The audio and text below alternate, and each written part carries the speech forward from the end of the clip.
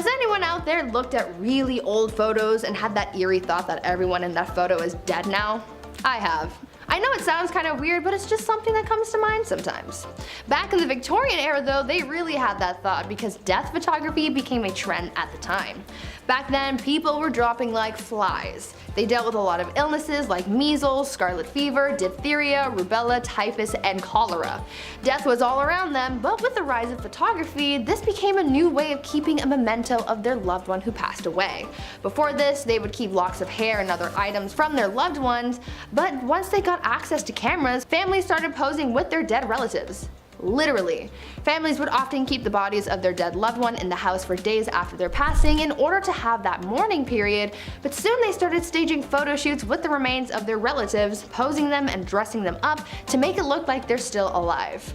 Family members would take pictures with the deceased to have one last family portrait before burying their loved one. It's kind of heartwarming in a way, but also really creepy. At number 9, emigration. During the Victorian era, there was unfortunately a lot of orphan children living in the streets of London. It became a pretty big problem because of the sheer amount of young people without homes or families. It was estimated that around 30,000 children were living on the streets in London in 1869. Soon a program was put into place to try and solve this issue, and people started rounding up these orphan kids and shipping them off elsewhere to work in some of the British colonies. Many of the kids who were shipped off ended up working as farmhands or as domestic servants.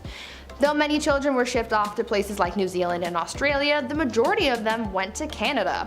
About 80,000 of them actually. They were sent away with hopes that they would be able to live better lives, but unfortunately for many of those kids, they didn't end up having any better luck in compared to when they lived on the streets. This practice ended up becoming pretty controversial, as you can imagine. Before we carry on talking about the strange things that happened in the Victorian era, why not take a moment to leave a like on this video if you're enjoying it so far, and while you're at it, consider subscribing to the channel to see more videos like this one. At number 8, mental health. Back in the Victorian era, the study of the human brain and psyche was still relatively new, so no one really knew what was going on up in people's noggins. Mental asylums started to pop up, and people started getting diagnosed with mental problems even if the diagnosis wasn't accurate. The 3 labels that a patient could fall under were the manic, the melancholic, and those with dementia. The symptoms for those big 3 labels often varied, and people were admitted to asylums for some pretty messed up reasons. There was a list of common causes for mental illness that people referred to back then, and it included things like, quote, laziness, novel reading, superstition, an immoral life, and intemperance, as well as the act of self-pleasuring. For women, they could also be sent to asylums for some pretty ridiculous reasons, like imaginary female trouble, hysteria, rumor of husband murder, and even fits of desertion of husband. I am so glad things have changed since then. At number 7, grave robber. When you think of jobs back in the Victorian era, you might think of things like chimney sweeps and lawyers. But another relatively popular, though questionable profession was being a grave robber. Yes, people actually made a living off robbing graves. As people studied medicine, they needed cadavers to practice on, but there was a law saying that only the bodies of those who had been executed for a crime could be used as a cadaver, and since the laws changed to include less and less crimes having death penalties, soon people started running out of cadavers to practice on, and this gave way to the boom in the grave robbing industry. People could make a pretty penny for snatching bodies from cemeteries and selling them to medical professionals and students. Fresher bodies went for more money, and the grave robbers not only made money off the sale of the cadaver, but they also charged a fee, so they ended up with a little extra cash in their pockets. Eventually, the grave robbing business became such a big problem that cemeteries started installing watchtowers and guards to prevent people from getting away with the dead. At number 6, beauty. I've talked about this before in some past videos, but the Victorian era was famous for its strange beauty practices, so I just had to include it on this list. You're probably familiar with the makeup from the Victorian era. Women often painted their faces white to look as pale as possible, but even though they believed it made them look beautiful, it also did a lot of harm to their health. The white face paint that women would use was lead based, and as we all by now, lead makes you dead. But this white lead paint isn't the only thing that harmed people's skin. Women would also wash their faces with ammonia to make their skin look paler. At night, women would rub opium on their faces, and if they were really dedicated to their beauty regime, they would also ingest arsenic. They were literally poisoning themselves in the name of beauty. Women would also use mercury on their eyebrows and eyelashes and would use lemon juice or belladonna in their eyes, which could cause blindness in some people. Once again, I'm glad things have changed. Number 5. Cat attacks. If I had to pick, I would of course say I'm 100% a dog person. I'm sorry, I grew up with 2 cats, I'm allergic. I grew up with 2 dogs, not allergic. Dog guy all the way, sorry. Cats are cool, but this next story just totally freaked me out. Back in 1870, this rich woman had put her time, energy, and resources into cat breeding. How lovely is that? She had tons of cats, she loved all of them, and they loved her. Again, I'm allergic, so I'm already sneezing just reading about this story. It was the 1800s, okay? A lot of candles, everything was obviously extremely flammable, and disaster hit often in Victorian times. And in 1870, a fire broke out at this young woman's home. The cats were trapped inside the house. Now, they made it outside, don't freak out or anything, they all made it out, but by the time the 2 maids had kicked the door open to rescue said cats, they had gone full primal. They were afraid, they were freaking out, they were just scratching their way out through anyone and everything. The fire in the house had obviously scared them, so when the doors were open, these 2 maids were both sadly attacked by all of these cats. What a horrible thank you for saving all of their lives. I pulled my cat's tail when I was younger. I learned real quick, never to do that ever again. Number 4, hiccups. Today we have many cures for hiccups. Yeah, you gotta get scared or hold your breath or drink water like while you're doing a handstand. I don't know, everyone's got weird ideas, whatever. But nothing was as dangerous as the Victorian era hiccup cure. Yeah, ready for this one? Don't try it. This one's scarier than a jump scare, that's for sure. In 1899, again in the good old Merck medical manual, it recommended using chloroform to cure your hiccups. Yeah, just completely damage your entire nervous system and poison your kidneys, for sure. To get rid of hiccups, that's way better. This 19th century anesthetic was not a solution. Never try this. Continue scaring your family and friends. That's definitely the way we handle hiccups now. Number 3, tapeworms.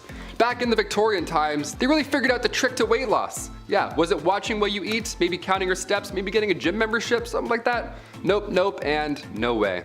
No, it was way easier than all those things combined. Can you believe that? And you didn't even have to pull back on how much you were consuming. Doesn't this sound fascinating? What is this? Well, all you needed was a handy tapeworm. Yep, I don't have one. I don't know why I pointed. That'd be gross if I had one. Yeah, tapeworm. You know those things that can kill you today if you get one? See, the plan was if you eat a tapeworm egg, okay, it will later hatch in your stomach, and at that point you could just eat anything you wanted. Because every time you ate, the tapeworm would also eat, so you could get your snack on while still rocking those Victorian skinny jeans, right? Tapeworm cyst pills, or go for a jog. Your call. Number 2, Victoria's reign. Queen Victoria's reign started in 1837 and it lasted until the Queen's death later on in 1901. At just age 18, Alexandrina Victoria had to rise up to the throne. She was born, of course, on May 24th, 1819. Queen Victoria was 5th in line when she was born, so right off the bat, it was actually highly unlikely that she would ever get the crown. Then one by one, out of nowhere, all of her family members began passing away suddenly. In 4 years, 3 of Victoria's cousins passed away, and then her father and grandfather both died a week apart from each other. So by the time 1830 rolled around, Victoria was only 11 years old, and already she was next in line for the throne. That's how fast it happens. So as if that wasn't already stressful enough, Victoria was brought up under the Kensington system, which if you haven't heard of before, it's pretty awful. Victoria's mother, Duchess Victoria of Kent, she created this Kensington system to control her daughter. She literally isolated the child from mates or family members, anything fun or social, you name it. Her mother did this to keep her pure, of course, to keep her the most pure lady. This system sounds awful. Her mother would monitor her every action, including who she can see or speak to. Victoria only had 2 playmates growing up. That's it. I'm like, hey, me too. She had her half-sister, Princess Fedora of Leamington, and the Duchess attendant Sir John Conroy, his daughter, Victoire. I mean, only 3 friends growing up, that's cruel. She shared a room with her mother until she was finally queen. Yeah, she couldn't walk down the hallway alone at any point. She had to always walk with her mother by her side, even to the washroom. That's crazy. Victoria has reflected on her childhood since, and yeah, she hates John Conroy for manipulating her mother, and she actually refers to him as Demon Incarnate, so that's good. It's a nice nickname. Incarnate? He's a demon. He's the worst. Let's just call him that. And finally, number 1, royal enemies. Being the queen and all, a security team is of course needed at all times. And during her reign, there were multiple attempts to harm the young Queen Victoria. The first attack was back in 1840. It was a young guy named Edward Oxford, and he attacked the Queen's carriage. Just ran at it like a crazy guy. Obviously, and thankfully, nothing happened. But when Edward was later accused of high treason, he was actually found not guilty due to insanity. Then a couple years later, in 1842, it happened again, but this time it was 2 men attacking the carriage. And then in 1849, her carriage was attacked by William Hamilton. In 1850, as the carriage was passing the gates of Buckingham Palace, Robert Pate, a retired soldier, ran up and hit the carriage with his cane. He was going nuts as well. Everyone wants this carriage. This is like the ultimate, no one's getting through this carriage apparently. Victoria was okay, luckily, but of course she was shook after all these events. Then again in 1842, 1849, 1872, attempt after attempt. It was horrifying. But then things got a little worse with a man named Boy Jones. Yeah, this guy stalked the Queen from 1838 until 1841. This guy somehow managed to break into Buckingham Palace more than once. He knew a way in just to Buckingham Palace, which should never be a thing in the first place. And the weird part is here, Boy Jones, once he was inside the palace, he would hide under the Queen's sofa. And he would also just sit on her throne for hours, just hanging out. Yeah, he would pretend he's Cersei Lannister and just sit on the throne for a minute or two. Think about life. Eventually, thankfully, he got caught, but imagine coming home and Boy Jones is sitting on your couch. You're like, what are you doing? Take that shirt off, get out of here. Number 10, moving in. I don't know about you guys, but when I think of Old Blighty, I think of royal prestige. London and Buckingham Palace. After all, that's what a queen needs. You gotta have a palace. Where's my palace? Although most people think of the Queen living in Buckingham Palace, Queen Victoria was the first of the royal family to do so. I'm not royalty, but I wouldn't mind crashing a few days there. Nice big place, servants, probably all you can eat. Man, she had it good. All that's missing is Wi-Fi. Move over, Your Royal Highness, I'm moving in. Just gotta get my collection of Sailor Moon memorabilia. Number 9, Queen jeans. No, not a nice pair of royal genes. I'm talking about DNA and hereditary genes. I've mentioned a few times on this channel how the royal family may or may not have been inbreeding. Okay, who am I kidding? There was a lot of inbreeding going on. Sisters, brothers, mothers, fathers, cousins, and of course, hey step bro. Now, as lovely as that seems to some, unfortunately, crossing the hall to reproduce can have ill effects, as inbreeding is known to have complications with birth and their offspring. Well, Queen Victoria may have been the first carrier of hemophilia B, a blood clotting disease. While not having it herself, it's thought she passed it down through royals related all throughout Europe. Tsar Nicholas II's son comes to mind. However, I feel like if we told the royals why people were contracting certain illnesses, they would still do what they want anyway. So I'll just close the door. You guys can go ahead and do what you're gonna do. Number 8, breaking tradition. For men in Western culture, it has been a long time of bending the knee to propose to the woman that you love, or so wish to swoon. Tammy Lynn, I don't got much, but I know I got this ring I found behind a Chuck E. Cheese. So what I would like to do is I Jim Bob Billy Abernathy am asking for your hand in marriage. So romantic. Anyway, bad jokes aside, you'd be wrong in thinking that's how it went for Old Blighty. When the young monarch met her cousin, Albert, the love juices were flowing. She knew she was gonna have to lock him in and propose to him before he could get the chance. They were shortly married soon after, and as stated in her diaries, it seemed that the couple was truly in love, which for royals is kind of rare. Even today, it's usually men who propose to ladies, but all I'm gonna say is, ladies, I'm 300 pounds of twisted steel and sex appeal, and I put the toothpaste lid back on after brushing my teeth, so...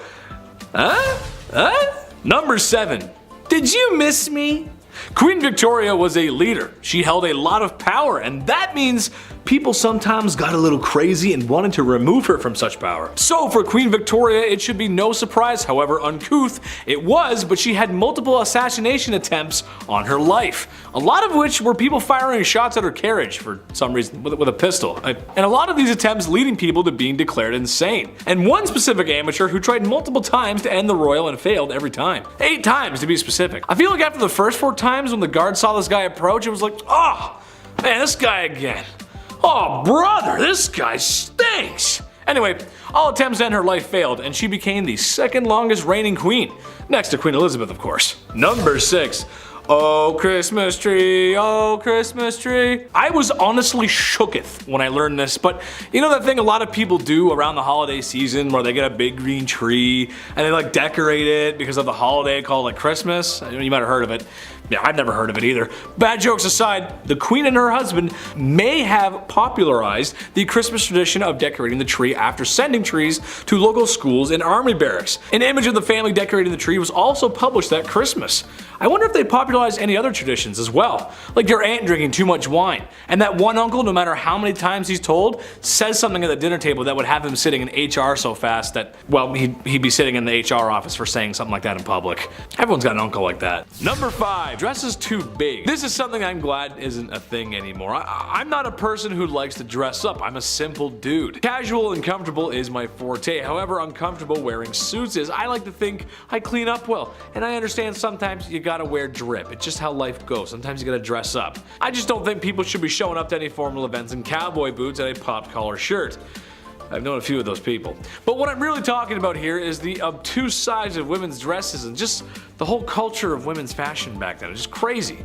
Large and overbearing dresses with enough material to use as blankets when you sleep. I know that couldn't have been fun. It's horrible. Especially with my sweat problem. A few hours in a suit and maybe a few beers later, and the first thing I'm trying to do is take the suit off. It gets tight and sweaty in there, and it's just a lot of material. It's just too much. And doorways, trying to get through doorway. Ugh. Forget about it. Number 4, fava beans. Well, after all that sweating and being around all that foulness, ladies needed to detox. How about a nice face mask made of beef? Yes, that's right. To keep their skin young and beautiful, they would drape a slice of beef over their face. Nothing like a little Hannibal Lecter before bedtime. Now, I hear you saying, well, Chad, that's not that bad. Okay, but think about this though. For the time period, that beef was probably yucky due to food processing practices of the time, and there's just no fridges. That means it would stinky. I hope it was at least winter before these ladies decided to beef up like that. This process of beef was supposed to rejuvenate the skin because beef contains some important vitamins for such. I can't recommend that. You just walk in with the beef and, hello darling, yes. Gross. Number 3, hot Christmas. This is just so dumb. I'm just gonna go ahead and tell everyone at home right now not to do this, because I know some of you, and some of you are gonna be like, oh, thanks, Chetty, that's cool. No, don't do it. I'm a doctor, a lawyer, and a firefighter. Basically, this was a super fun game that felt like something out of Johnny Knoxville's head, not Victorian families gathering at Christmas. Basically, they would gather at Christmas to play a game called Snapdragon. You get a bowl of raisins and almonds, you pour some brandy in there, and maybe one out for your homie, and ignite the brandy. Once the bowl is on fire, the family will compete to see who can grab the flaming treats and eat them the fastest. Okay, second-degree burns are not how I want to spend my holiday season, and also, in a time before smoke alarms and a modern fire service, this sounds like a really bad time. Grandpa could lose it out of his hands. Drapes catch fire, the house burns down, probably the whole neighborhood. Just a bad idea. Also, I hate raisins, so setting them on fire? Yeah, I'm out. I don't like raisins. They're gross, dude. I don't like them. Number 2, crypt pics. Look, it's a part of life. It happens. You live, you love, and depending on how much your wife likes interior design, you probably have a sign hanging up like that in your home somewhere that says something like that. You know what I'm talking about. And after spending all that time in HomeSense, it's all over. Fade to black, cease to exist, the forever box. There's a whole process and respect in the undertaking business. The Victorian era had a strange tradition, however. How about taking photographs with the body of a family member who has recently passed on?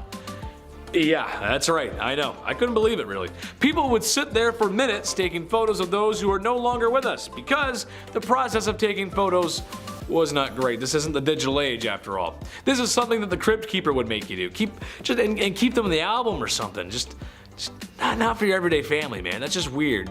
Yes, now we're going to take photos. Like, that's just weird, you know? It's just weird. It's weird. Number 1, Jack the Ripper. Listen, the women of Victorian London feared this guy. And how can you blame them? A terror that seemed to come from nowhere and could strike from anywhere. Humans unaliving other humans is nothing new, and it probably won't be old. It won't get old soon. This is what we do. It's kind of our thing. But this was the first modern serial unaliver. Jack the Ripper's identity has never been found. It's only been speculated, and some studies suggest that it has been revealed, but it's really hard to pinpoint something that happened that long ago. He was nasty and the crimes were awful. The photographs of the crime scene do not exactly follow today's media rules or decency, as it's really just horrible and it's just really messy and bloody and just gross. It's kind of hard to talk about this era without Jack the Ripper. Women should feel safe at night no matter what era it is. That's right, ladies, I'm on your side. Number 10, train engine cleaner. Ever wanted to get inside a small hole in the engine of a train and shovel out the coal that was left in there? Ever wanted to go underneath a train where you can't fully stand up in the middle of the night and rake out a dusty ash pan, getting all kinds of ash and stuff in your mouth? Perfect! You can go join up with the railroad as a train engine cleaner. These guys would spend their days shoveling 5 to 6 tons of coal into the furnace of the steam trains, and then spend their nights climbing into said furnace, cleaning it out, and then going out in the middle of the freezing cold, wet night into a trench covered in water and oil and dust, and get right up under that sucker and pull out all the ashes and dust and crap that came out of the engine while it had been running all day. Number 9. Linker boy or linker men. Before the introduction of gas lights on the streets of London, the only gaslighting came in the form of small children who made you believe that you wouldn't be able to walk the streets without them tagging along with a torch to help guide your way. Then they'd expect a tip from you. Little rascals. They weren't so bad. They were generally pretty helpful in getting you from point A to point B while being able to see one foot in front of the other. And their charge was usually just 1 farthing, or the equivalent of a quarter. The linker boy, like a lot of the jobs on this list, was actually featured in a lot of art and literature from the time, and there were even some rather infamous ones, like Lawrence Casey, who was the personal linker boy for the courtesan Betty Careless. Oi! Where you going, mate? You forgot to like and subscribe to the channel. Oh, and while I've got your attention, why not take a little peek over at our Facebook, where you'll find behind the scenes content. Get on with it! Alright, bloody hell. Number 8, knock her up. No, not like that. God. Look. I despise my alarm clock. It wakes me out of my deeply deserved beauty sleep at 6 a.m. every weekday morning. Now take the alarm clock and assign that job to a real person. That person is a knocker up, a person employed to wake up workers at mills and factories on early shifts, going from house to house using a long pole to knock on bedroom windows. In other words, a person employed to become the epitome of all my hatred in this world. If you had this job, well, you're not alive anymore, but I hate you. The people at the time were somewhat friendlier than they are now, and I'm sure the knocker-upper wasn't a horrible person, but I'm sure there had to be some grumpy gills who would put their hand on your chest for doing this to them. Number 7, a phrenologist. I think if this YouTube thing doesn't work out for me, I'm gonna go and make up a science. It worked for phrenologists. They claimed that a person's personality, character traits, and abilities could all be figured out by bumps and indents on a person's skull. Characteristics like secretiveness, amativeness, conjugality, and combativeness were apparently controlled by areas of the brain that they called organs of the brain. The idea was dismissed by the church, but it nonetheless gained traction through Europe and was really popular in the States. The idea that you could modify these organs through self-control and practice sounded really good to self-help gurus at the time, if only it was real.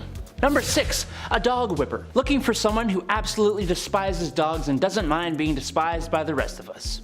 Otherwise known as a dog whipper. Back in the day, huntsmen would often hunt foxes and nail their tails to church doors, which would attract dogs of the streets. You'd also have churchgoers who would bring their dogs with them to church. These dogs were not allowed in though, so they'd all have to wait outside. You know how dogs are though. They didn't just sit there waiting patiently. I'm sure some good boys and girls did, but more often than not they'd be playing and sometimes fighting, disrupting the church services. Enter the dog whipper, who was armed with tongs to grab a dog and remove it from the church grounds, and a whip that would be used on the loudest of the poor pooches. Number 5, matchstick makers. The idea of a lighter wasn't really a big thing back in the Victorian era, obviously. I mean, they definitely existed. The first lighter was invented in 1823, but it wasn't like the ones we have now, not like those Bics that still don't work. It wasn't a portable thing.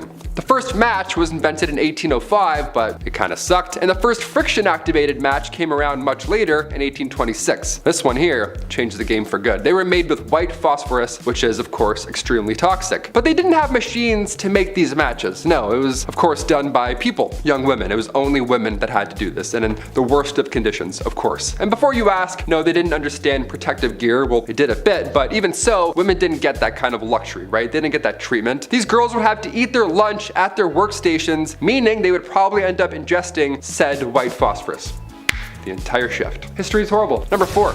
Resurrectionalist. Alright, back in the day, medical schools who wished to study the human body only really had access to the bodies of criminals who had hit the end of their line, right? You're not gonna go dig up someone's wife and be like, hey, mind if I study her? He's like, no, please. There actually weren't too many of these bodies around to begin with, which led to a good price for bodies that were in, well, reasonably good condition to, study up close, other than being, deceased and disgusting. This wasn't exactly the greatest idea, sure, I'll admit that. Now you've probably created an opportunity for people with no morals or empathy to go and dig up fresh graves. And that's exactly what happened. People would become their own resurrectionalist. It's a cool name for a god-awful profession, if you want to call it that. The problem was so bad that people had to protect, they had to guard the graves of their recently deceased loved ones, or else these guys would come in and try and dig them up and sell your nana for like 20 bucks. You have to stay there for 4 nights and guard her. That's crazy. No one should have to do that. The Victorian era sucked. No one should have to do that, or this next one here. Number 3, train engine cleaner. Yeah, this one's gonna suck. It sounds yucky already. For this job, you were required to get into, of course, pretty tough positions to, well, clean the engine of a train. Train engine cleaners would have to get inside a small hole in the engine of a train and shovel out all that coal that was left over. Yeah, as if shoveling the coal in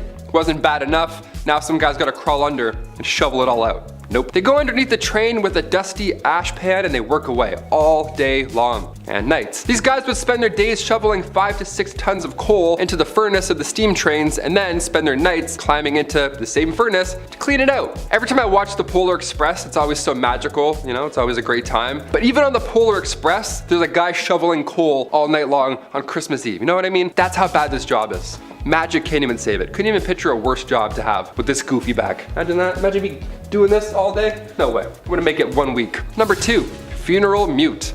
Ah, yes. Death. Happened quite a lot back then. I thought being a pallbearer had a lot of pressure, don't drop them, all that kind of stuff. Victorian London saw many, many funeral mutes. Now, Oliver Twist, one of the lousy jobs in that tale, was that of a funeral mute.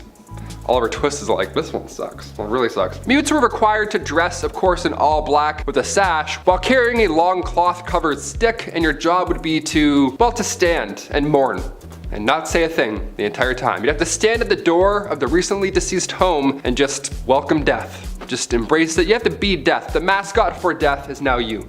Horrible. In Victorian London too, you're gonna breathe in a fresh, rotting body. Nice, that's good. I have about 4 days left, thank you. And after that point, you would lead the coffin all the way to the graveyard. Nice and slow, like you were leading a marching band. Only it's not music, it's death behind you. And finally, number 1, a chimney sweep. I remember doing this when I was a kid. Okay, I got some questions now. I'm gonna make some phone calls after this list. I had to do this when I was a kid, but back then it was a lot worse. It wasn't a chore, it was an actual job. This was a terrible job to have in Victorian London, obviously. Chimney sweeps were famously young men, guys. I can't say anything else here, but they were young lads. That's it. History is pretty horrible, right? You could fill it in. 1840 was a good year, all things considered, because a law was passed that made it officially illegal for anyone under the age of 21 to climb in and clean a chimney. Nice. I was 18 cleaning my chimney at home. I had no idea. I could have busted out this law and been like, actually, 3 more years, Dad. See ya. Just moonwalk out of there. I'm not cleaning anything. Just the kitchen for now. I'm not using that tiny little brush. Why do all chimney sweeps have a tiny brush? Give them a bigger brush, Number 10, Boy Jones. What's more intimate than a stalker? Am I right, ladies? If there's one thing women have loved throughout history, it's having every second of their privacy being watched by some creepy man, right? No. I can only imagine it's been worse since the dawn of smartphones and social media. That must be horrible. Well, as it turns out, there were some real creepwads in the Victorian era too. The Boy Jones was a stalker of Queen Victoria who on multiple occasions snuck his way into Buckingham Palace, one time escaping with a pair of the Queen's underwear. What? Arrested multiple times but still somehow found his way back to the palace. But what they should have done was swap the Queen's underwear for a pair of mine after a shift in the garden center I used to work at. Oh yeah, nobody's coming for you after sniffing those bad boys. Oh! Number 9, graceful words. This was a time when ladies were supposed to be ladies, and that means manners are on the table and elbows are off. Dresses were worn to not show ankles, God forbid an ankle or wrist bust out.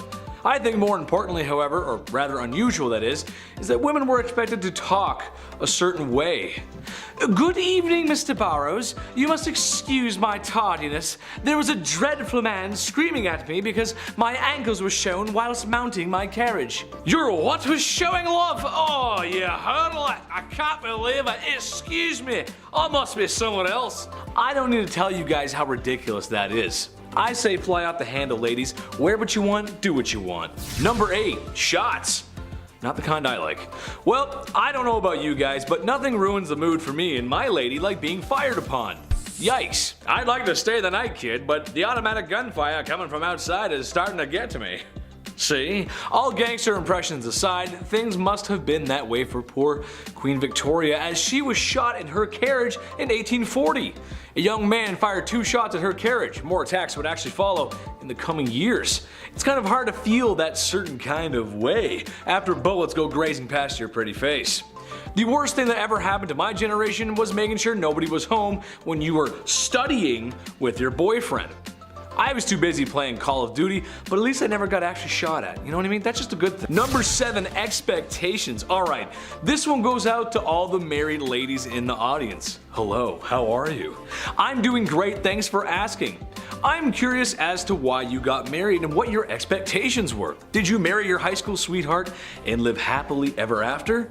Maybe you had a shotgun wedding and after one night at the saloon.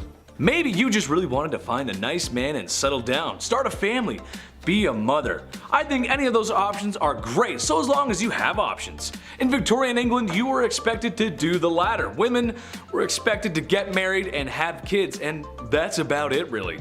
My question is, why were ankles and wrists an issue but giving birth isn't? What I mean is it's kind of a compromising position to be in. All I'm asking is that the girls get treated fairly and given choices and be allowed to show some ankle. Doesn't make any sense. You can look at her business down there, but you can't show an ankle? That doesn't make any sense. I'm a magician. Number 6, double standard. Divorce sucks. It's no fun. The person you once loved and cherished is now the villain in your story. I love McDonald's and I don't ever want them to be the villain in my story. I love you guys. Gotta get those Happy Meals. Divorce is something that isn't new. Honestly, it was probably invented the second after marriage was. In Victorian times, men had the right to divorce their wife if they had committed adultery. Women could not. Well, if you refer to my last part, you know that men were doing more than a little window shopping when it came to women. When men left town for business, they would have hired the services of a woman who patrolled the streets at night. No, I'm not talking about Batwoman either. So men can divorce women if they dare to do what they did on a regular basis. Yeah, that's totally fair. Yeah, that's good. Equal. Absolutely. Yeah.